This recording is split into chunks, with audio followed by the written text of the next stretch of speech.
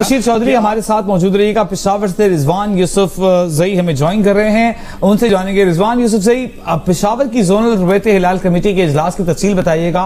क्या पेशावर से खैबर पख्तूनख्वा के किसी गोशे से कोई शवाहिद मिले हैं चांद दिखाई देने के? वजी देखिए, इस वक्त औकाफ हॉल पेशावर के अंदर जोनल कमेटी का इजलास, जोनल रुबैत हिलाल कमेटी का इजलास जारी है, जिसकी सदारत जो है वो एहसान उल हक साहब कर रहे हैं। अब तक 7 शहादतें मौसूल हो चुकी हैं और इन 7 शहादतें जो है इनकी जो है वो शरई हैसियत जांचने के बाद ये जोनल कमेटी जो है मरकज़ी कमेटी को इन शहादतों के बारे में आगाह करेगी। जबकि हमारी यहाँ पर मौलाना एहसान उल हक साहब से बात हुई, जो चेयरमैन है जोनल रुबैत हिलाल कमेटी के, तो उनका यही कहना था कि 80% इम्कान हैं कि चांद जो है वो नजर आ जाएगा और कल ईद होगी।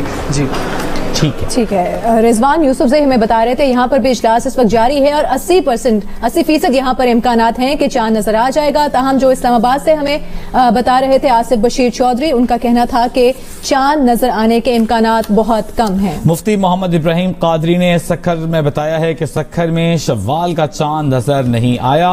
रुबैत हिलाल कमेटी का इजलास सक्खर में खत्म कर दिया गया है।